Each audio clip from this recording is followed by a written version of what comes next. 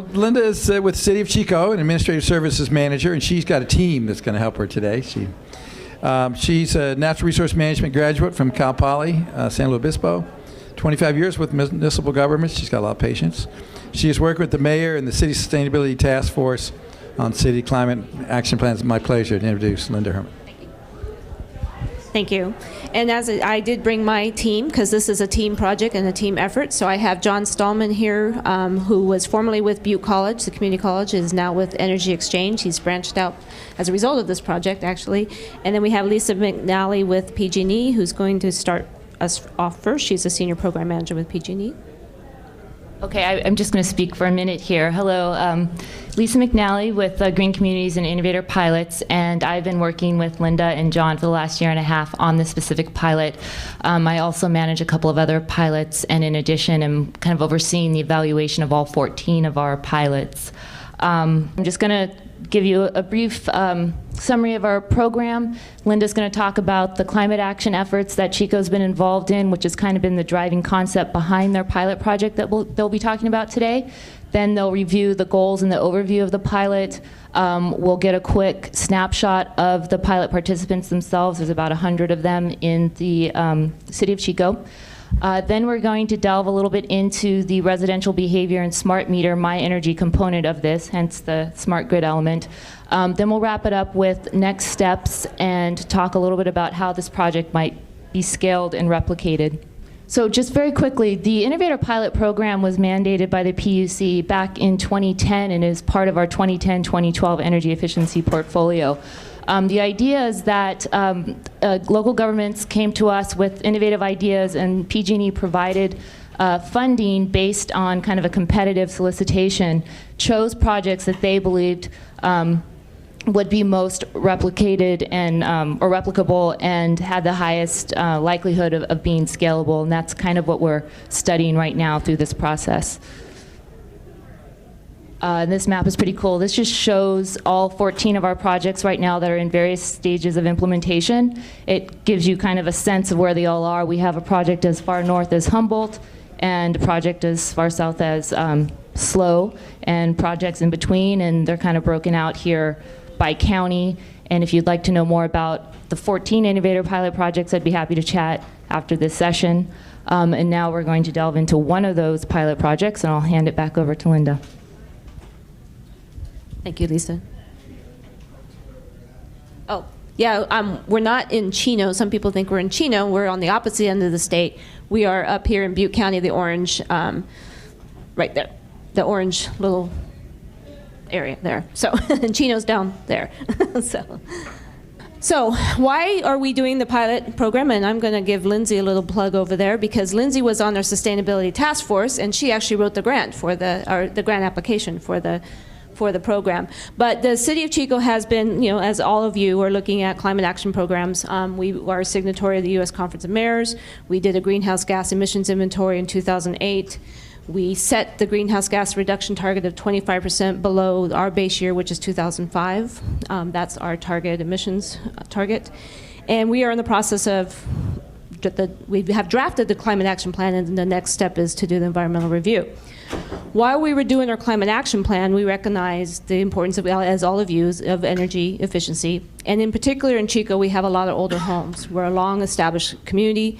We started looking at our existing housing stock and how important it was to achieve efficiency, and that because we don't really have a lot of big growth areas in Chico. We have a lot of older homes. So we have had a residential energy conservation ordinance, and that's the retrofit upon resale, since 1991. It had not been updated since 1991. So one of the first tasks that the task force did was to upgrade the RICO ordinance. While we did that, we started looking at, and it just basically is the tier 1 retrofits, the insulation, the water heater blanket, the typical direct installation. So we started wanting to say, well, what about, and Lindsay's idea was what if we applied for funds and to try to, A, get 100 homes in compliance with the RICO, and B, is to look at the effectiveness of the RICO. and is, you know, it has been on our books since 1991. How effective are these Tier 1 measures? And when we started this 2 years ago, I think it was, when we did the, 3 years ago. So we've learned a lot since then. So we know now. So the Chico pilot goals was to raise awareness about the residential energy consumption, and then to understand how to achieve lasting energy efficiency with a two-phased approach. One is, as you all know, is a whole house assessment. And this is different what we're doing. We're not doing the HERS, we're doing the BPI, Building Professional Institute, whole house assessment. And of course the energy upgrades and the direct installation. But another component that really hasn't been done, and I think this is one of the reasons why PG&E was interested in our project, was we have, and we'll talk a little bit about the partners, but we're looking at another component and that's the behavioral. We know what efficiencies can be achieved through direct installation. What we don't know is what can be achieved by people's user habits. Because what I think all of you have heard is when someone puts in dual pane windows, they increase the HVAC because they think they can afford it now. So does that truly a savings in energy, and where do the behaviors and the habits and our use of energy come into play outside of the direct installations? As I mentioned, we're a project team, and I'm a one-person department with many hats. So this project would not come about if I didn't have help. And I've heard this over and over in the conference today, which I'm really glad to hear, is the whole idea of partnerships and collaborative efforts. And this truly is a collaborative effort between Butte Community College, our Chico State University, who's doing the actual behavioral component of the project, and then, of course, PG&E and the city of Chico. We targeted 100 single-family homes, and we tried to target the pre-1991 homes, the ones that would fall under the RICO ordinance. And it's a 3-year project that we're trying to determine the effectiveness of. So in the program, as I mentioned, they get a BPI audit assessment, initial audit assessment. Then they receive the no-cost energy upgrades, limited to, like I said, the Tier 1. Then through the behavior component, they'll get one-on-one consultations with the Chico team, the Chico State team. They'll learn about their home's energy efficiency and what they can do to improve it. They learn what they can do to save energy. They'll set goals through the project team. And then they'll learn how to use their smart meter, and this is kind of why we're in this session, is learn how to use their smart meter to manage their household consumption, and how can they use it as a useful tool, and what kind of data can they achieve through that smart meter. And we were just in the process of getting smart meters in Chico when we applied for this program, so it was an opportune time to really look at the smart meter use and see how that would fit into the program. One of the components of our project was we found that there wasn't a BPI certified auditor anywhere near us. The closest one was Sacramento, which is 100 miles away. So one of the components was to train 25 or 30 auditors and analysts and assessors. I guess there's only one. And that's what this video is going to kind of talk a little bit about, how Butte College played a component. They helped us with the workshops and the homeowners interaction, as well as the how many hours? 104-hour training of BPI certification. So. And then they committed to 5 to 10 field audits for field training after we did the formal training. Then we took these 30 contractors, of which 27 actually passed their exams, and then they entered into a field practice where they actually were in practice with a mentor on site for 5 to 10 of the houses, and about almost 10 to 15 of them stayed for almost 20 houses because they realized what they didn't know, and so they kept going with it because they were so intrigued. So that's good news. So we're going to play just the first portion of this, given timing, but this is a nice summary. The city provides a good story to tell and share with other communities of how to embrace your relationship with the community college, your university, and your utilities, because what happens at the table is that all perspectives and expertise is allowed to be discussed in a way that's going to help the community. So with the city being able to be a central focus for that, we're able to bring our talents to the table, and they're facilitating that. And that's exciting because it's working with directly with the homeowners, and the workshops that we've had, it's an extended learning, because what we're finding is that all of our questions are valid questions, and energy efficiency can feel really big and complex, and it doesn't need to be. And what the city has provided is access and a learning culture for our homeowners to engage with our certified analysts, to learn from one another, and how they too can play a very large role in the change of their home.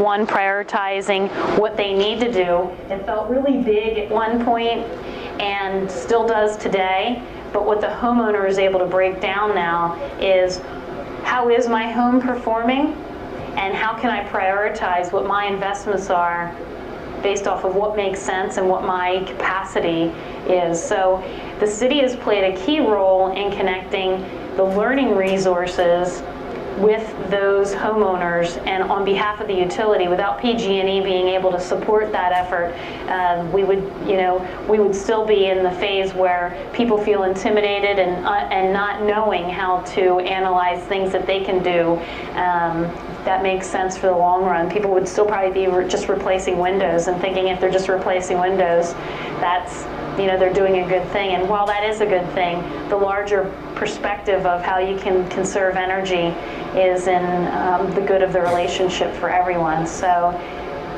the city has a lot to be proud of for the leadership that embraces that, and I think we hold a unique role in many aspects, and the organic growth of that is exciting. So we targeted 2 neighborhoods. We did a canvas. These are 2 older neighborhoods that we targeted to get our 100 participants. It was a voluntary program. They signed up for it. They came to us and said they wanted to participate. So they, and one of the criteria was that they had a smart meter installed in their home, because we wanted to use that connection and that data and that educational tool.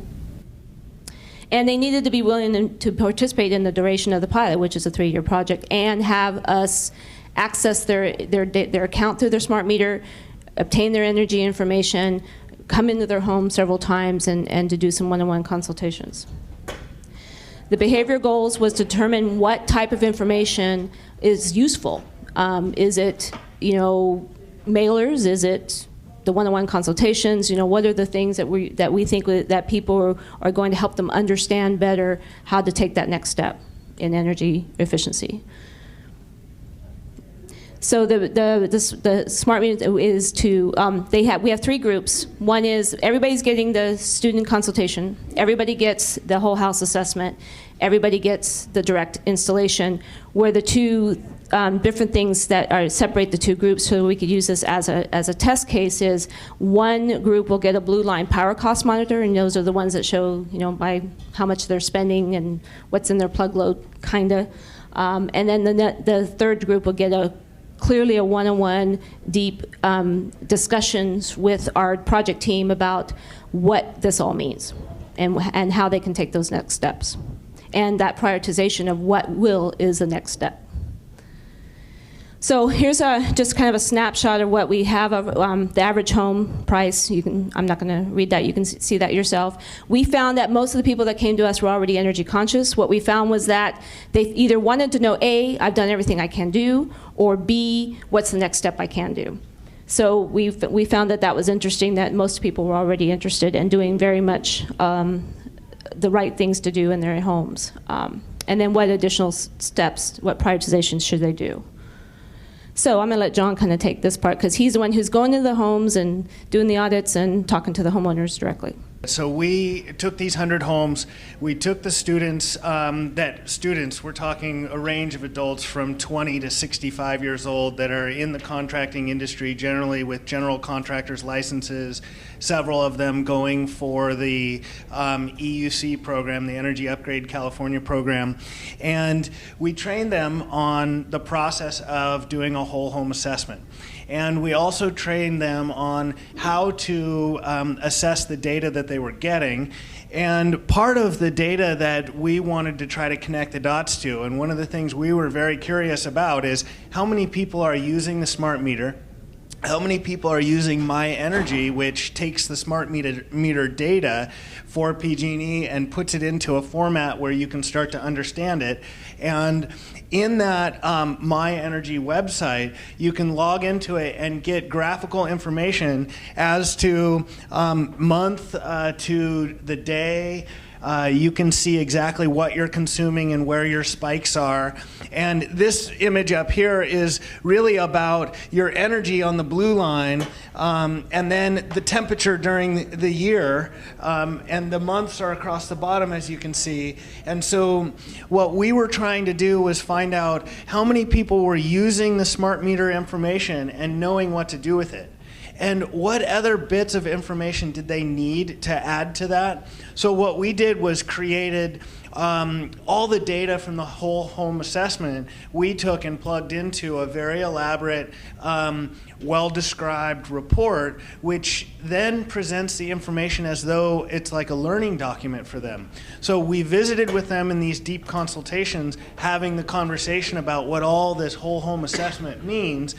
And then we could start to compare this information to what the actual performance of the home is.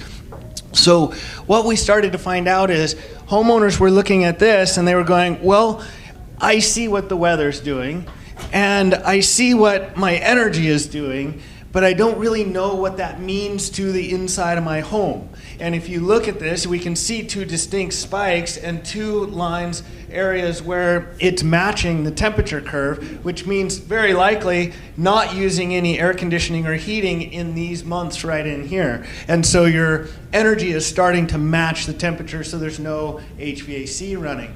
Well, it takes some pretty good thought to dig down deeper and find out what's going inside the house. So this is one page out of our report that we generated for the Energy Pioneers. This is not from the My Energy website, but it's part of the information package that we give to the homeowners and consult with them. So we created this generic scorecard to try to break down all that technical language into something they can understand. So these are the criteria that we measured off from, all the way down. If you can't read that, wall insulation, cooking appliances, combustion safety, ceiling insulation, cooling capacity, heating capacity, water heater, and envelope tightness are RICO measures for the city of Chico, which are the basic weatherization measures: exhaust vents, HVAC, airflow, duct leakage, attic ceiling, and duct insulation. So all those categories were measured inside the home. Then what we could do is tell them, well, these ones are performing pretty well, and this is a little bit less, and these are really not performing very well at all. So if we look at the next slide, we can show now this scorecard against the My Energy data, and we can start to see, okay, look, your air conditioner is running here, your heater is running here, and these are the things that are contributing to those spikes. So we're contrasting actual web data from My Energy with the performance data of the actual house, and the homeowner can now go, oh, I really do need to work on these things. These are my priorities to work on in my house. Otherwise, they don't really know what priorities, just from this information. You can't tell what to work on in your house. You have to really have some way from the whole home assessment. You need to know, what do I really need to focus on? So that's the idea, is connecting bits of information and trying to find out, what do they really need to make long-standing energy change in action. What we're finding is that homeowners are going well beyond the basic weatherization measures because they're connecting the dots here now. They're starting to use their My Energy account, and they're looking at this information that we're giving them, and now they're calling me saying, okay, I'm ready to engage on these things. Who do I contact? Who can I trust to do this? How can we go about doing that? So it's actually motivating them to take more action than we even possibly imagined that they were going to do. We thought they were after the no-cost upgrades, that they were the retrofits that we were providing through the program. But it turns out what was really most important was information. That's what they really wanted, was knowledge about how their house was working. So that's that's pretty important thing to take away from the project overall, is how hungry people are for how is their house working, what can I do about it, and what are the priorities that I need to invest in sequence. And if they can go for the Energy Upgrade California kind of package, that's great. Many of them can't. They're going to chisel away at one little thing at a time as they get money. If you're a real energy guru, you know that that's not the way to go about it. You really need to hit a whole bunch of things all at one time. But if you only have so much money, you only have so much money. And so you break that down into these kinds of priorities, and they know they can start down in here and work their way up as they go. So that's a great tool for them. So, okay, so we're going to wrap up our project in December. Right now we're finishing up all the reporting and the in-home consultations. Homeowners are taking action really rapidly right now. It's kind of overwhelming how many homeowners are engaging with contractors to do work.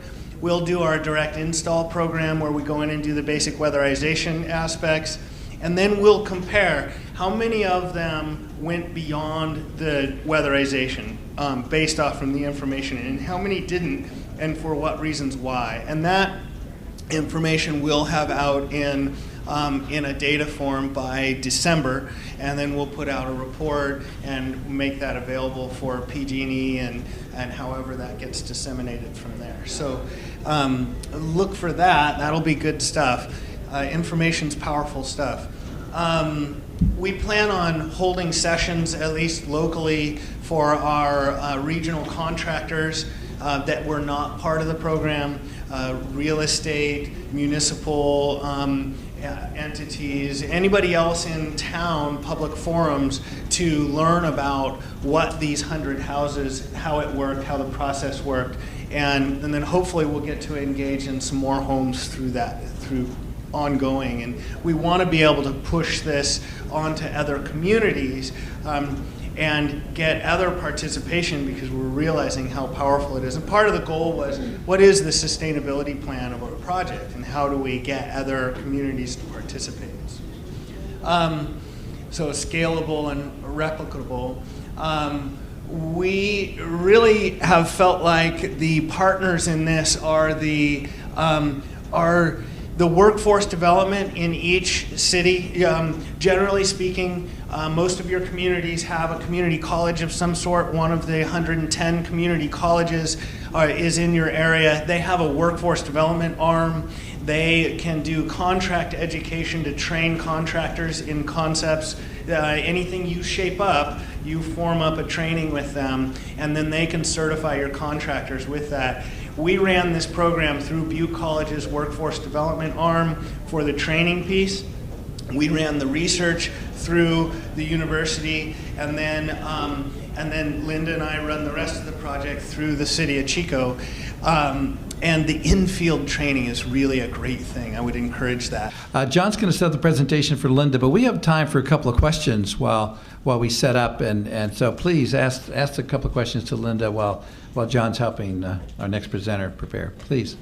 Part of what we did in the beginning of the project was we got everybody's account number, and we got everybody's energy data in the form of a Excel spreadsheet.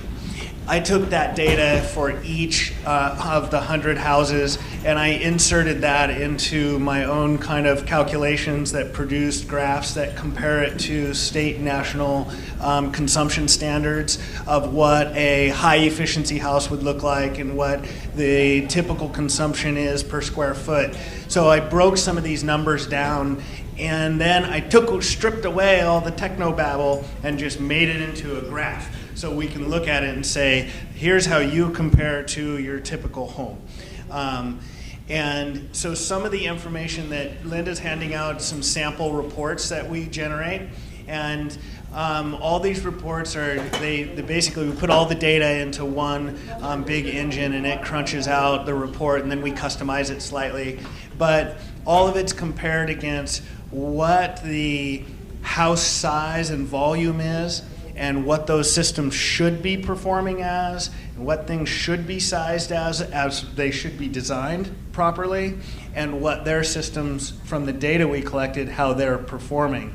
And so we can look at each attribute and go, well, your duct leakage is this much compared to a HERS standard and a BPI standard. And then they get a real good feel for, oh, my ducts are really leaky relative to what they should be, without having to bury them with numbers. So that's, and then I also provide numbers so that the numbers people can actually look at numbers and go, oh yeah, 30% leakage, 15% leakage. Okay, I got it. So did I answer your question? So on our deeper, you notice we had 3 groups, right? So we were trying to figure out what level of interaction with our personal connection with them would go that deep. So there is a certain group of them that I would sit down at their computer, we would log in, I would go to that comparison on my energy, I would go to all those things. Then there were other groups, we just handed them the report, and I would walk through my due diligence. I couldn't just hand them the report, right? So I go through and walk them through the priorities and everything. But that was pretty much it. We didn't really work with them on understanding much else besides that. And then we're going to compare those two. So, and they're fully aware of what's going on and how much information we're giving. Okay, then we're going to move to Linda Urata, who works at Kern County Council of Governments. She's the Kern Energy Watch Program Coordinator. She graduated at UCLA. She's been working in San Joaquin Valley as Project Clean Air and is currently the San Joaquin Valley Clean Cities Coalition Coordinator. And she's going to teach us all about electric vehicles and help us all get plug-in vehicle ready. So, Linda, please. Hi, I am Linda Urata, and you can see there are 2 different contacts for me because I am playing those 2 roles. I am the Energy Watch Coordinator at KernCog, and I'm the Clean Cities Coordinator. Been involved with Clean Cities since about 1993. I've been the coordinator since about 2001, and voluntarily coordinating since about 2006. This is, as you can tell, a very slick presentation because the Department of Energy is the partner for the Clean Cities program. The category that we're talking about today is electric drive vehicles, and so I'm going to give you just a little bit of an overview about the different types of electric drive vehicles and some of the activity that's going on throughout the state of California with electric drive vehicles. Just so that you have kind of a framework, the federal government has set a goal of 1 million plug-in hybrid electric vehicles on the road by 2015. And there are several manufacturers that have started rolling out product beginning in the year 2011, and you heard Bob drives a Volt, so there you go. The mission of the Clean Cities program in the Department of Energy is kind of threefold. It's to reduce our dependence on foreign oil. We also we try and upgrade technologies from standard diesel or gasoline to different types of technologies like natural gas, liquefied natural gas, compressed natural gas. There's ethanol, which a lot of you know is E85. There's a variety of electric drive vehicles on the road, and we're talking about everything from light duty up to heavy duty trucks. The goal at Clean Cities is to reduce our petroleum consumption by 2.5 billion gallons per year by 2020.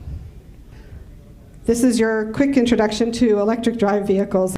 Clean Cities coalitions, most of you, I imagine, are California. There's about 13 coalitions throughout the state, so hopefully there's a coalition near you. Some of you know Barbara Spoonhour is with Western Riverside COG. She was the coordinator, now it's Taylor. But there's a variety of coalitions statewide that you can connect with.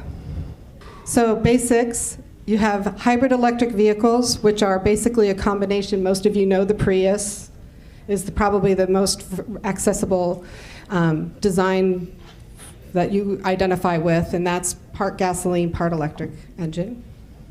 There's all electric vehicles, which are all electric. That's all they run on. And then there's the plug-in hybrid. Plug-in hybrid electrics are that Prius, but you can plug it in. That's the difference.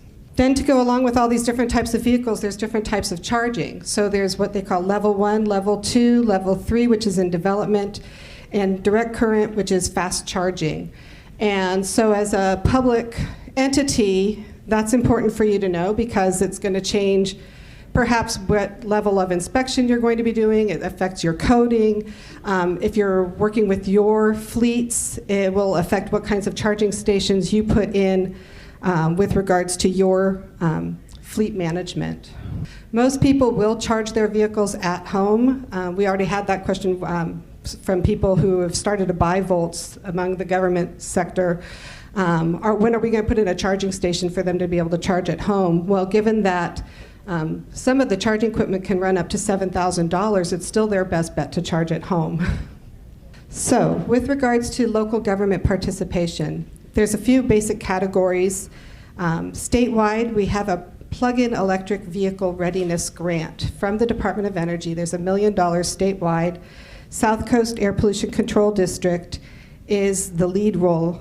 South Coast Air Quality Management District, sorry, is the lead on that. And primarily, they've contracted with air districts throughout the state. So if you're looking for who to talk to, if it's not your Clean Cities person, you might want to talk with your air district. On that project, we are working with the California Center for Sustainable Energy out of San Diego and the Plug-in Electric Vehicle Collaborative. So where do local governments fit in with this? Permitting and inspection, your first responders, your government fleets, your planning departments. There may be incentives at play that might take into some other departments for you. And then, of course, there's public education. And often, as the case is, before you educate the public, you need to educate yourselves and your own staff. So let's look at permitting and inspection, some of the key issues. And as I said, this is really your 101 introduction, so I'm sure there are those of you in the room who have been through this and could probably add phone book of information to some of this. But for instance, installation of residential and commercial EVSE is electric vehicle station equipment. You need to be able to work with your utilities because there will be an impact to the grid. They also need to be aware of increased loads at the home or at the charging site, so you need to work with the utility. There's some ADA compliance issues. Where do you install these stations? There's some signage issues, both for your highways, your roads. You need to make sure that if it's a public charging station that the signage is the universal signage that people around the country are using. There's some specific issues with regards to multi-unit dwellings, and then there's best practices. So for first responders, that's your police and fire department personnel. New technologies mean new challenges, and so they need training. They need to be able to recognize a vehicle. How do you know if this vehicle's an electric vehicle or a plug-in hybrid electric vehicle? If I need to extricate somebody from the car, which wires can I cut? You know, it's a little bit of a different situation versus your standard fuel. So there is training available. A lot of it's done through, like your fire departments receive updated training, and so a lot of it's done through that. But also Clean Cities offers training throughout the state, and there are a number of community college districts that offer training throughout the state. What are some of the things that regard to government-owned fleets? Some of you are under the Energy Policy Act of 1992, which requires you to look at alternate fuel vehicles for your fleets. Some of you, with regards to your own fleets, may establish purchasing ordinances. You heard the senator this morning talking about state-owned vehicles and actually making them use the fuel that this car is cited for, and it's kind of the same thing. A lot of, where we are in Kern County, there's an ordinance, for instance, to purchase hybrids ahead of other vehicles. So those are ways that your city can get involved. You're also going to have to look at setting up policies for charging. If you're going to have public infrastructure within just your own government facilities, who gets to park there, who gets to charge there? Are you going to be only there for a short time? Are you going to ask people for reimbursement? Those things become issues with your employees. Why does he get his car charged for free and I'm still paying for gas? And so there's going to be a lot of need for people to be looking at their public policies. Clean Cities offers networking, so you can meet with other people and find out how they're solving those problems.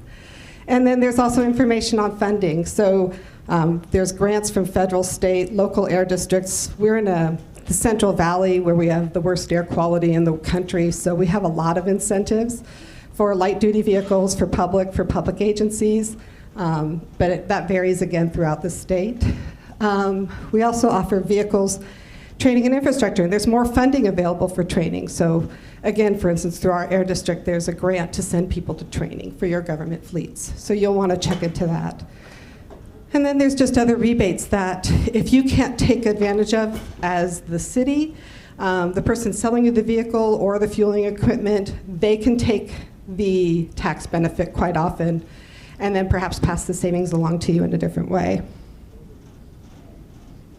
For local governments, planning. You've been hearing a lot about climate action planning and energy efficiency planning. And in Kern County, we have our regional transportation plan update, which is requiring a sustainable community strategy. So we actually did our workshops, Directions to 2050, so there's that year, around both regional transportation plans and energy use, which will include some questions on electric vehicle readiness. So we are introducing that idea in the Central Valley to our cities. Some other areas where you might want to look at planning is public stations. Some communities actually set up a site map of their county and thought this is where we need to put stations. Other people are waiting for the market to drive that. So that's another decision for your local government to make. And then of course, taking a look at your overall energy use and how that all fits in. Some of the incentives that local governments are offering include preferential parking, expedited permitting, those are the kids in line, public recognition like awards, and fee reductions or waivers are just a few of the ideas for incentives for people throughout your community to adopt. Public education. You can promote local government activities that you've done. You can partner with local agencies, utilities to host workshops. You can put the resources on your website. You can distribute brochures at local government counters, like your permitting counter. Some of the topics that are of interest to the public are around emissions benefits, tax incentives, rebates, grants, the permitting process.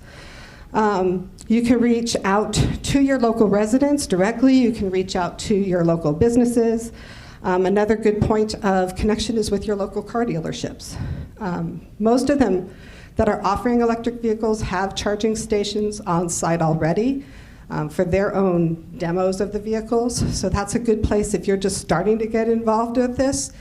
Check out your local dealership. Find out what they did to install the equipment. Find out what they're doing to work with their customers to install the equipment. And then that will help you work with the dealership and the utility to have a more seamless, friendly program for your citizens. The Department of Energy has been putting a lot of money into this over the last decade, and they will continue. And as you might imagine, there's a lot of issues, everything from battery storage to what are we doing to recycle batteries, to UL listing of the equipment so everything's safe. So there's a lot of money into research and development. You'll see some of the resources that they offer. They have conferences that you can attend, and then other sources for are the California Resources Board, the CEC, the California Plug-in Electric Vehicle Coalition, the California Center for Sustainable Energy, and of course your utility companies. We've had Bob's counterpart, Beth Neiman, came up to our area and talked with some people, and we've had some other people come out and talk with our Energy Watch program. So take advantage of those resources. For charging in public, this is an example of what not to do. You'll see that probably wouldn't be ADA compliant if you had your EVSE out in the middle of the yard and you had to run a cord out to the car. That might pose a hazard to, I don't know, a skateboarder or somebody walking up the street. So these things are important and will make your life easier if you pay attention to where people want to put stations. Oops. Some ideas for where public charging is going already. Shopping centers, city parking lots, airports, hotels, and office buildings. Right now, there's not a real good market case for going into the business of electric charging stations. Nobody's going into it right now to get rich. So it's more of an added benefit or a co-benefit. Come to our restaurant, you can charge your car, and you can come in and have dinner. Or for some of our communities that are tourist, for instance, up in our Lake Isabella area, A lot of the businesses up there were interested in EVSEs and having their communities ready because they see it as a draw for tourists. Maybe the people in my town aren't going to buy a car, but there might be a tourist who wants to come here that's driving an EV, and we should be ready to serve them.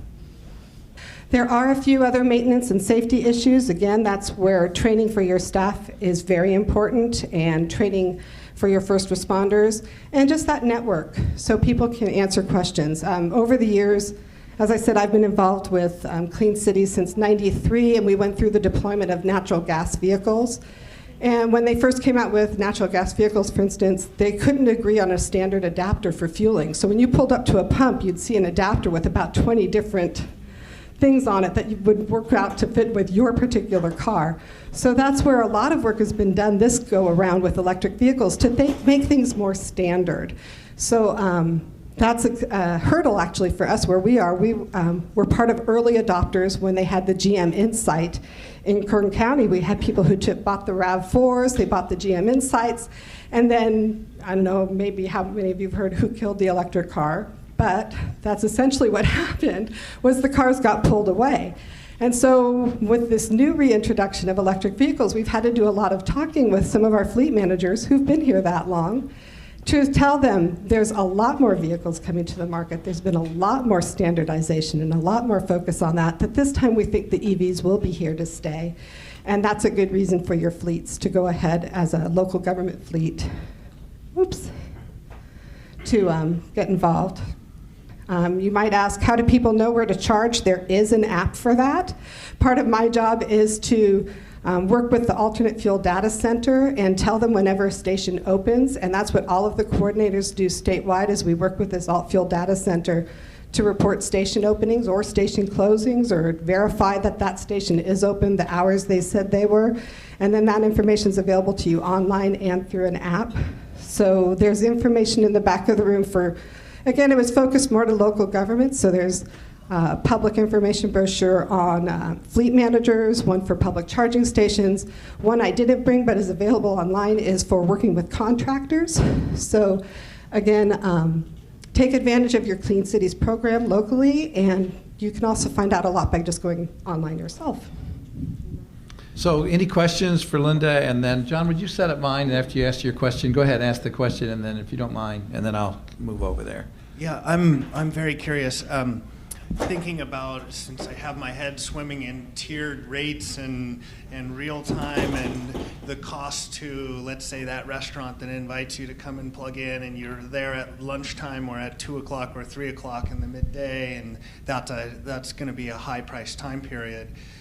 What is, one is, how are they handling that, and what is the trend towards some form of credit card swipe metered electricity? If they're going to have stations around, it seems like not everybody can just give electricity away for free. So what's the trend there, and where's that headed? Is this one on yet? There's actually a variety of answers for that. The first is to kind of understand what your charging rate is for a car. So for instance, about 1 kilowatt hour equals about 1 gallon of gas. And in the PG&E service area, they've said that would typically run you about 54 cents to offer that, per kilowatt hour to offer that. So for every car that charges there, say it's a 10-gallon equivalent, it's going to cost you somewhere in that $5 to $10 range. It's kind of like price fixing. You can't really talk about it a lot at some of these meetings because that's like if all the gasoline companies got together and talked about what's a fair price to charge for their gas. And as Chevron always says, we offer Techron, so there's value added. And it's the same thing with electric. We don't really talk about what if you wanted to know where that electricity came from. Was it solar? What's the, a lot of people have a really deep interest in not just how that electric is there available to them, but where it came from. So they're not really talking a lot about pricing, but what I've heard is $7 to $10 per car. There's issues like if you're going to offer it, then maybe you'll have to offer valet parking so that you can move the cars in and out so you can continue to charge. There is equipment that's credit card swipe. It's really easy to use, and you can use it like through a fleet card fuels type application, or there's just your regular charge card that can be accepted at at the station, so they're already designed to do that, and there's a number of manufacturers that provide that. Parking meter style, where instead of putting money into the parking meter, you pull up to your parking spot and plug in, and then parking is part of that charge. Right. So as a utility, there are rates, there are commercial rates that are provided to the commercial entities who are putting in charge stations. They depend upon the time of day, depend upon the cost of serve. They will vary from 15 cents to maybe it's 54. I would be surprised if it was that high. The $5, $7 quotes you're hearing most around the area is where somebody is not only adding the cost of the electricity, but they're amortizing and looking at the cost of the equipment and covering those costs as well. I think the key message, whether if you're a commercial entity, is to be very careful to decide and understand who's coming to my commercial entity. Are they driving long distances where they need to charge, or are they coming within a 6-mile radius and they're just coming over? So if you have the local drugstore with charge stations, are you putting charge stations in because you want to be green? Are you putting charge stations in because your consumers need them? The answer is probably not, because most people going to the local drugstore don't drive 30 miles to go to the local drugstore. But you might want to put that charge station in because if the customer is staying longer and charging while they're there and stay in the store longer, then that's potentially a profit incentive for that. So there's lots of reasons, but whether you're a city or whether you're a commercial entity, you need to be extremely careful to understand what the traffic pattern is to your location and make your decisions based upon that, because they are not cheap to put in public charge stations, and the usage pattern is still unknown, but there's multiple other reasons, such as, hey, I want people to come to my neighborhood to shop. There are nighttime rates, which are public. We all have them publicized. You can look on our website and most of the other, in fact, PG&E's website, and we will give you the rates that are available for during the day. At nighttime, you'll be able to understand if you charge at nighttime, you can go to a whole house rate and have a different rate. For example, I currently pay 10 cents a kilowatt hour for my electricity for my volt. So I'm roughly paying $16 a month for fuel, and I used to pay $300 a month for gasoline. So there's a significant savings, but you have to think about that. So it's an interesting conflict between your energy efficiency analysis and plugging electric vehicles, because you're going to double the size of the load in a typical house by plugging the vehicle. Well, that's maybe not energy efficient, but it certainly does reduce carbon. So you might want to kind of weigh those one against each other. But we have actually found in our house, because we switched the whole house rate, we've actually used less electricity now by switching, even though we have the car. So it depends on your home. All of us offer, as you do, all of us will offer very detailed rate analysis. If you call SEE, we'll go through a rate analysis with you. We'll send you a hard copy of that analysis. It's a very important issue for all the utilities across the state to ensure that the consumers maximize the benefit of the vehicle by getting the lowest possible rate. So we do very detailed rate analysis, all of us, and we'll walk you right through we'll take your individual bill, we'll tell you what the results are, we'll send out a hard copy, we'll send you a follow-up email copy. I mean, we're all very, very engaged across the entire state to give you the best and most accurate rate information we can. Any other questions? There was a question here, please, for Linda. We just put in our climate action plan a strategy to, use EVs wherever possible in our municipal fleet. But our municipal fleet outside of police has basically got maybe 4 sedans. Is there something that's EV ready for police that I can kind of talk to the police department about? Typically, are they going to take EV? Actually, it's kind of funny, but one of our uses for EVs was actually with the bike patrol. So there's electric bicycles that a lot of police departments are using their bikes in. There's other types of vehicles. For instance, the Transit Connect is a nice light-duty vehicle that can be used for to replace that sedan or to run errands and equipment and supplies around. In Kern County, one of our uses was to deliver mail. They have a centralized mail, and then they use the electric vehicles to run mail out to the different facilities countywide. So it's just a matter of looking at your use and matching up a vehicle that goes with it. There's no Crown Vics yet. I do have a 2012 vehicle buyer's guide in the other room. But so if you're curious about specific vehicles and types, I encourage you just to pick this up in the room next door. You need to be cautious because when you accelerate very aggressively, just like you consume fuel when you accelerate very aggressively, you can consume the energy out of a battery. Plus, police departments have and sometimes respond to other municipalities, and you would not want to have one that might be limited in their ability to do that. They are beginning to develop plug-in hybrid vehicles in larger vehicles. The plug-in hybrid Fusion will be out in the near future. There's some plug-in hybrid technology in Ram pickup trucks. So that technology is moving toward that larger car. Plug-in hybrid, which doesn't have range restrictions, probably would work, but you'd have to be really cautious about whether a battery electric vehicle would limit the ability of the police to respond to other jurisdictions or other issues and any possible limit in range. So you might run into a roadblock there. But if you get the policeman in the car, the volt is really fast. So they might enjoy it. In fact, acceleration-wise, they could probably get from 0 to 30 miles an hour from that 2-block stretch faster than they can in a Crown Vic. But it'd be an interesting discussion. But I'd be cautious. I think we all need to be careful to make sure that people make the right decision about what type of car to buy based upon their operating lifestyle, how they drive, where they go, what their expectations are, whether you're a city or a consumer. Make the right decision and you'll enjoy the vehicle. Make the wrong decisions, you won't like it. And for your plans, that is something for you to consider. Is, with the Clean Cities program, we represent a variety of fuel types because it's all about diversification of the fleet. Looking at, is it a return to base fleet? How many miles a day are you traveling? What's your use? Is it an emergency vehicle? Those kinds of issues. And again, I would encourage you to contact your local coordinator or your utility. Any other questions? All the way in the back. Has anyone been considering the use of renewables for fueling these electric vehicles, to have solar panels, which would create shade, which would help, in hot climates, so your car isn't really hot when you get back in it, and also to be able to provide the electricity for charging them. So let me answer the first one on the grid, and I'll let you do the solar one.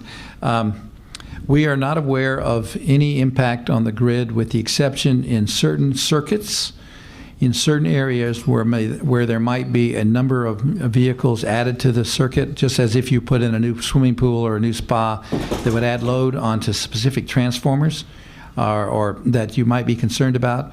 So when Linda mentioned earlier notification with your utility, the way we work today is if we are notified, which we get information when the customer says yes, we get information from the auto manufacturers, or when a customer calls us, we will send a planner out to the home, the actual site of the home, and take a look at that circuit. So there is some concern about some distribution systems. We're finding very, very, very few instances where it's an issue. We are not at all worried about the transmission and the generation side of the house. We're not even really worried about the distribution side, except for that transformer, that component, the 100 feet from the house component. And that's based upon the fact that 90% of people buying vehicles are plugging at nighttime, which is also what Linda was talking about, the importance of that. And there's enough electricity capacity at nighttime to charge vehicles across the entire country, every vehicle you can possibly think about. And I'll let her answer the solar question, then I can add to it. Actually, yes, that is a consideration. One of our cities was looking to work with their business community, creating like a park and ride lot, and they were planning to put in a set of covers that would have solar on top so that perhaps the employees could carpool to that parking ride lot and then get on an electric vehicle that would take them further on to their final work site. So the other example comes from Tehachapi, where we actually had the city of Tehachapi put in a windmill at their city hall, so you could charge their we have a planner that was driving a RAV4 that could be charged with windmill power. So get creative, and yeah, it's happening. Okay. I just think that going forward, maybe 90% of the people that have now, have this standard type job where they use their car during the day and then plug it in at night. I'm from San Francisco. There's not a lot of where multifamilies are an issue. There's not a lot of places people can plug it in. So pattern would be, I work at the shopping center, so the shopping center puts up the panel, and I'm actually charging while I'm at work in the heat of the day when solar panels are really a smart way to go. And I think that going forward, if this really takes off, people will be, in a mode, and companies and businesses will be offering, come here and use my store. But people do a lot of that during the day. I mean, you just look at any mall, and it's filled all during every afternoon in the heat. And I just think that has to be taken into consideration. People just aren't going to be doing it at night. So just going forward. Yeah, and you're absolutely correct. And there, through the California Collaborative that was Linda also mentioned, plus what we are doing individually as utilities, we're all doing workplace charging pilots. We're all getting engaged to try to understand what that would be. So with the example of you're working at the mall, there would be an employee parking potentially versus a customer parking. The employee parking typically parks for 6 to 8 hours a day to work. You can plug into a 120 system, do it very easily. It's not an impact on our distribution system, certainly in a mall or a commercial environment. We're all looking at that. For the charging for the individual customers that are coming, that when you look at dwell time, how long a person stays in dwell time, which cities need to think about. If you have somebody that sits for 3 to 4 hours, which is that length of dwell time, then you probably would want to have a level 2 charging system so that you could charge during that period of time. So we're all thinking about that. There's many commercial installations going in across the entire state that attempts to try to do that. Workplace charging is the second most important charging location outside of the home that we have to deal with. And then the multifamily issue is a challenge because cities are going to have to start thinking about how do I handle multifamily charging where you don't have a charging location in your apartment. It may be that a city has workplace charging during the day in a city employee parking lot, and then allows the residents in the neighborhood to use that parking during the nighttime. Or you might have the fast charging systems that Linda mentioned, that you might be set up a fast charging system in the community that allow people that are multifamily dwellings to come in and charge in 15 to 30 minutes. So all of us are working on that complex issue, but your concern and your expression is absolutely correct. And I would add just that, kind of like you're hearing about the innovator pilot, a lot of this is work in progress. One thing, for instance, I meant to mention is it just came out in May of 2012, but the Plug-in Electric Vehicle Collaborative has a community toolkit for plug-in electric vehicle readiness. There's another document called Taking Charge, which also tells you a lot of information about how to work with your communities on this.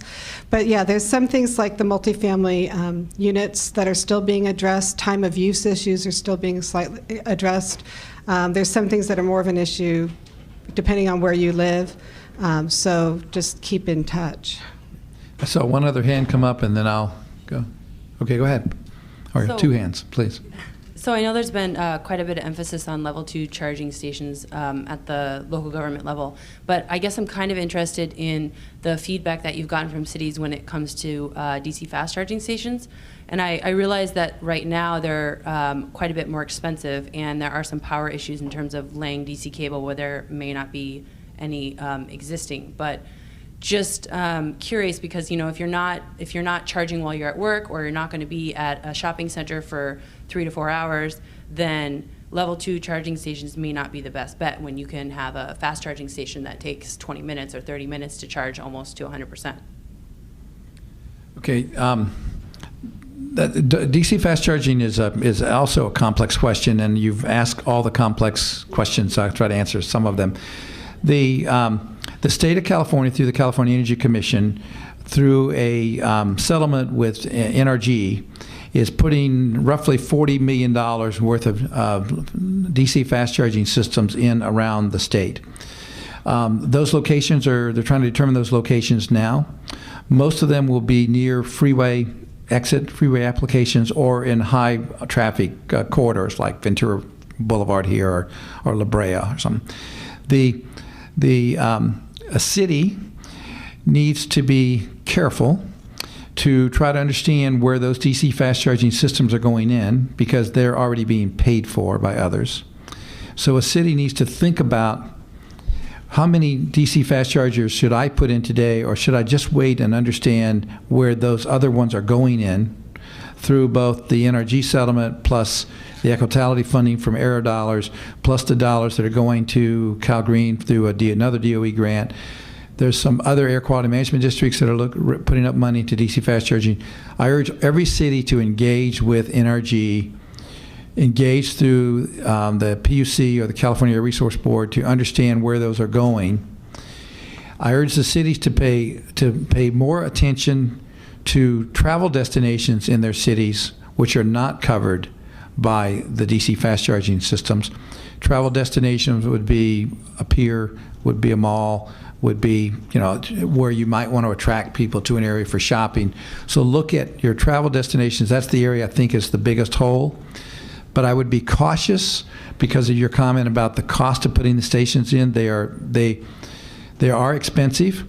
What we do as a service is when NRG or any other DC fast charging entity wants to put in a system, they will call us. We'll send a planner out to look at that location, and we'll give them guidance as based upon where you're thinking about putting it. Here's where you have the power drop. Here's what your additional cost would be to serve that. So those are all issues. But my suggestion is that you communicate. Any city communicate carefully with NRG and the others, and I would urge patience. I would focus my attention on travel destinations with one caveat, and that's what they mentioned before about multifamily dwellings. If you have determined, if you're Santa Monica with 60% of your people living in multifamily dwellings and you don't have any place to put nighttime accessible chargings that's nearby where those individuals live, then your DC fast charging is an option.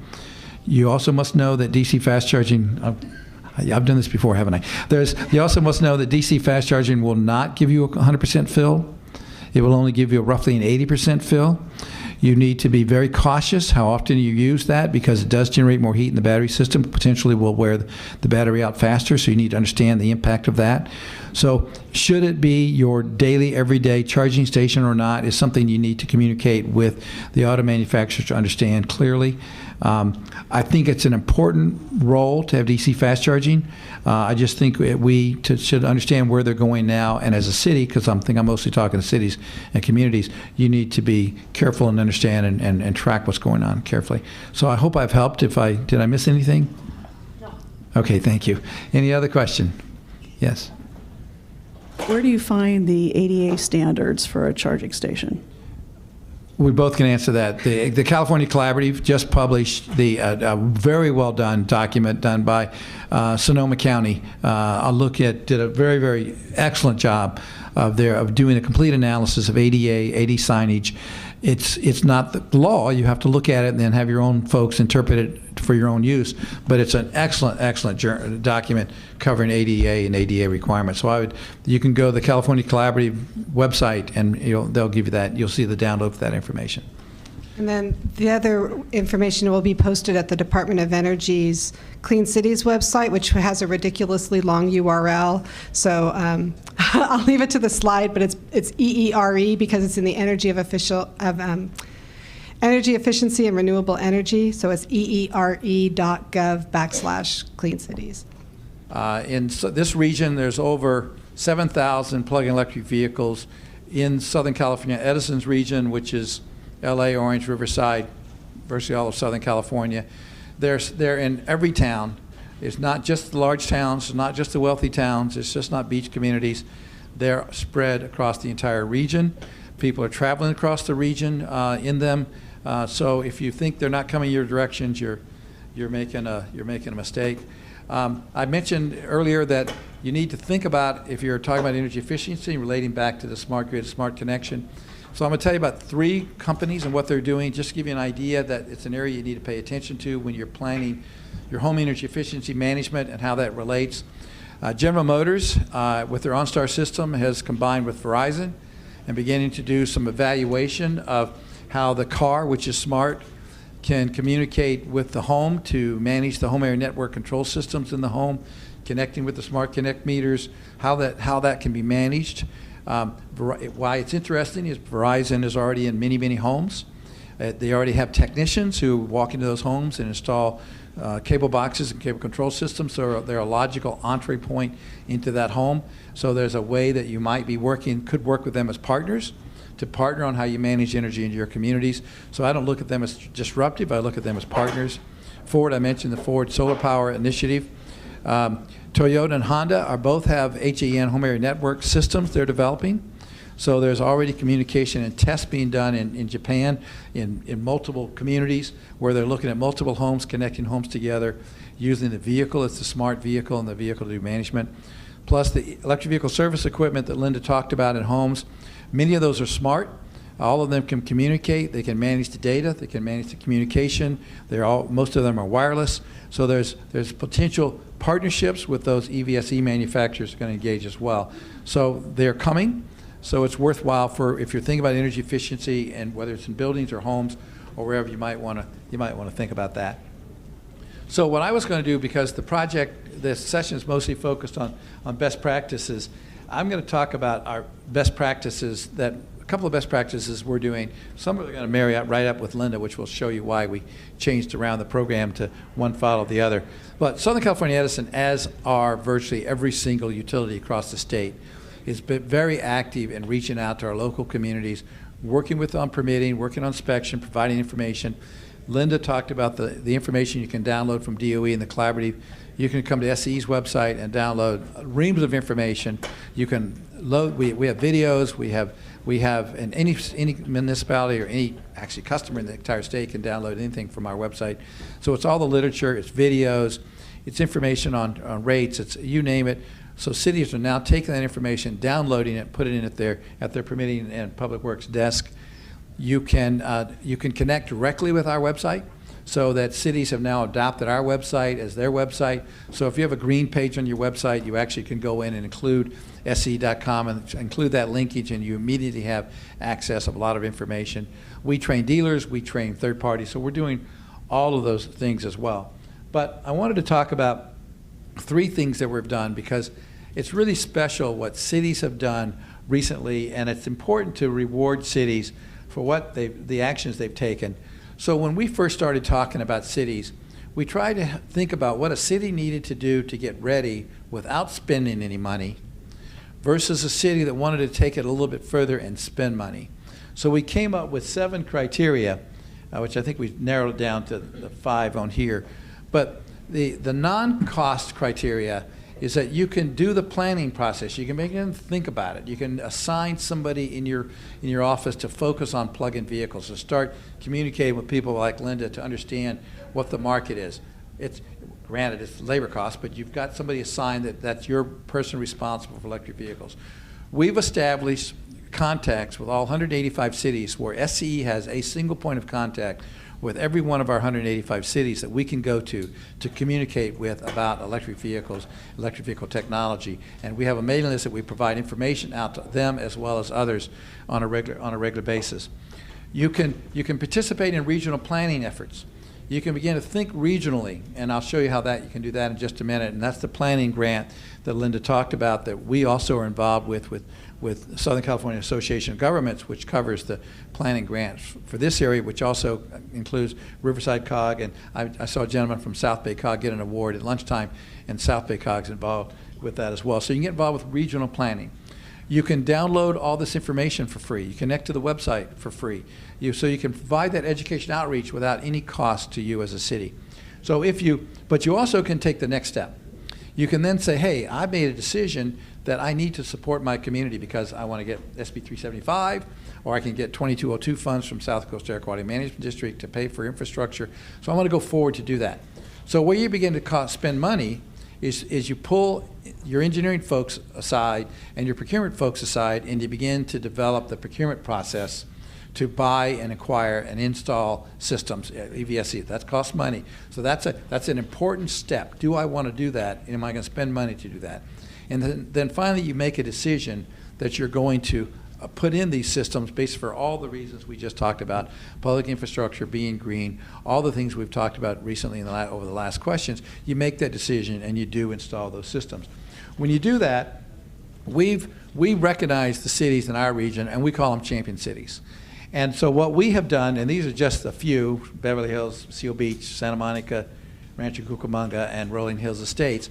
And what we have done is, the other thing that cities do, the next step is all the cities on this list have adopted the new building codes that are actually voluntary, where where new buildings are required to install be PEV ready, basically, which is just run the conduit so that when people buy a house or move into an apartment, they can plug in. So most of these cities have also adopted the new building codes. So you do those things, you become a champion city. And it's been extremely well received because what we've been able to do is take and develop fairly formal certificates and do fairly formal presentations to city councils and to the mayors, and it's done a lot of good things. One, it says to the city you're green, but it also says really thank you to the city managers, public works directors, all of those folks who had to do that work to make that happen. So I urge you to think about, in your regions or communities, putting together what we call a champion city program. So Linda mentioned Beth Neiman coming up to talk to her. Well, that's Beth. I forgot about her going up there. So we are really coordinated with this far better than any of you ever dreamed before you walked in the room. So anyway, we began. So it's just a way to do recognition. So I hope you'll think about doing that. And we're so proud of it that every chance we get, we tell people about it. So you go to the website, it talks about our champion city. So it's really important to talk about it. Okay, the other thing I want to talk about it, which is the best practice, is picking up on what Linda said about regional planning. All of us, whether you're a single city or you're a region, we're dealing with very complex issues when it comes to electric vehicles, whether it's multifamily dwellings or different climates or different regional planning or different traffic patterns. So it's all complex, and I just put this up here to talk about how complex this region is, not to brag about SEE, but just to show you that it's complex. So what do we want to do? We got engaged very early on, even before the grants came out, and started working with SCAG to look at how you could develop a regional infrastructure planning. And it's really a very simple objective. The goal is to be able to give cities, communities, and businesses enough information about driver behavior, traffic patterns, environmental issues, money available, to give the cities enough information so you can make that wise decision, i.e. the discussion about DC fast charging, so the cities can make a wise decision about how much infrastructure you will need. Thus, don't overbuild the system, because if you do, you'll end up with stranded assets, or you'll end up with assets that are not being maintained, and that's even worse when somebody arrives thinking they're going to be able to charge and the system's not maintained. So the goal is for the business community and the cities and the region to make a wise investment of how much infrastructure you really need. The example I use of that is my own Manhattan Beach that I was talking about earlier. In Manhattan Beach, it's certainly appropriate to have charging stations at the pier and along the beach, because people come from all over the region and stay 3 or 4 hours to enjoy the beach, like a gorgeous day like today, and it's a perfect place to charge. But Manhattan Beach also has a local mall, and it's a pretty good mall. It's got Macy's and all the things that my wife knows about that I don't go into. But when we started talking as a city about installing parking garages in Manhattan Beach, the question needs to be asked, what's the traffic pattern that goes to that mall? It's really a local mall. It's not a destination mall. So how many charge stations do you really want to put at that facility, the extra cost of installing at that location? And so you need to go back and look at what the travel patterns are, what the density patterns are, and then make that decision. That doesn't mean you shouldn't put any chargers in, but maybe it's one charger and stubbing up the power for 5 more versus putting 6 chargers in right away until you understand what the market's going to be and the direction it's going to be and that type of thing. And that same decision thought process needs to occur with a city or a community, no matter where they're deciding to put chargers. What's the traffic pattern? What's the travel pattern? How will it be used? How often be? And why am I attracting people? Now, Beverly Hills put charging stations, multiple charging stations, into a parking garage near Rodeo Drive, because they use it as a way to attract people to come there to shop in Rodeo Drive. And their costs are covered by the sales tax revenue for the city. So don't say, no, I don't want to put a DC fast charger in because it's expensive. Say, should I put this expensive system in because it's going to attract attention and generate sales tax revenue, which will pay for the cost. So that's an example of what we're trying to do. So key activities are just basically to understand what the infrastructure is, to look for data. This is what we're doing as part of our study locally, to begin to create awareness, create as much information as you can. Southern California Edison spent $400,000 or more looking at 3 market studies. We looked very aggressively at multifamily dwellings, used Santa Monica as an example. We looked at driver behavior, and then we did a tremendous amount of focus on the business community. How much information does the business community know or not know? Again, how do we tailor our education processes to be able to give information to cities, homeowners, building owners, tenants, homeowners associations? How do we make sure we give all those entities the right information? So we do a lot of research, and we're sharing that research, by the way, with all the Clean Cities programs as well as SCAG. So what do the cities should do? So accurately address travel destination locations, understand operator behavior, commuter patterns I just mentioned, employer knowledge, how much the knowledge base in the community. You will find it's very low. The key issue we're all talking about is education. It is the one area that's struggling the most in getting the country PEV ready, and that's lack of knowledge, no matter how much effort and good Linda is. We haven't cloned Linda enough. We got to. And then, of course, the role of DC we were talking about earlier. We need to understand the market, how big the market's going to be. At the moment, people are saying, wow, it's just barely taken off, right? Well, if you sat here a year and a half ago and said how many electric vehicles are in the region, there'd be none. So a year and a half later, we got 7,000. The plug-in Volt is sold out. So people are beginning to buy these vehicles. So you have to think about where that's going to go, and then make policy recommendations. So at the end of the day, we're going to have a plan that's going to provide that information to as many folks as they can. So recommended actions for cities. Establish a local government agent to lead a champion study, which is what SCAG and what Linda was talking about. Define the importance of a regional study. Emphasis on regional. Anybody that says, I'm doing a study because I'm going to look at Santa Monica is wasting their money. You got to look regionally. Now, it might be a big city, or the region might be just a small city in an isolated area. But you got to look across the entire region, or because people travel across the region. Obtain the appropriate funding. Money's available to do these studies, the $1 million that Linda was talking about.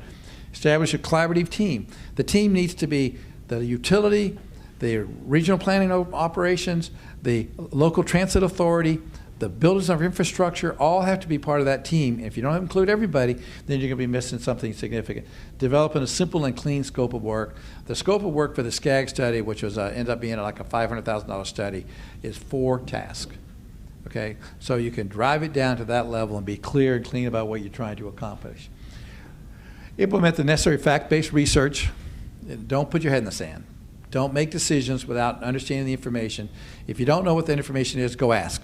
There's plenty of information out there if you just go ask for it. So that's probably a key. We say utilize professional planners only because I'm not one, and I got all these teachers teaching me why I am not one. So you got to make sure. But if you go to your local transit authority, the transportation planning data they have and they accumulated over the years for the metropolitan planning efforts is available, and it will help you already with the data you need. They already know where the travel destinations are. They already know where the traffic patterns are. So if you're not utilizing your local transit authority, you should, because they already have that data. And then execute the scope of work, of course. And then the other thing is to make sure that when you look at your studies, you can use the study in Santa Monica and repeat it, and the same study can be used in Irvine. So make sure that people recognize that I'm going to give you a study results that you can plug in your own data and use that same study. You don't need to do a multifamily dwelling study in every single city. You need to do it in one city, but be able to create a template that other cities can use to understand the issues. So there's enough similarity around. If you look at Southern California, you can pick the Ontario Airport area, you can pick LAX and Orange County and Burbank near Walt Disney, and you can pick the Warner Center in the Valley, and you can look at all those they're all the same. So think about those types of things. And I think I'm done. Yes, I'm done. So ask us all, call any of us at any time, especially hit DOE's website, hit our website. So we got, 5 minutes for questions, and then you get to go next door and get somebody give you a good speech. Any questions? Do we overwhelm you? Well, thank you. Those were really good questions we had before, and we really appreciate the opportunity to let us combine all this together. So thank you all.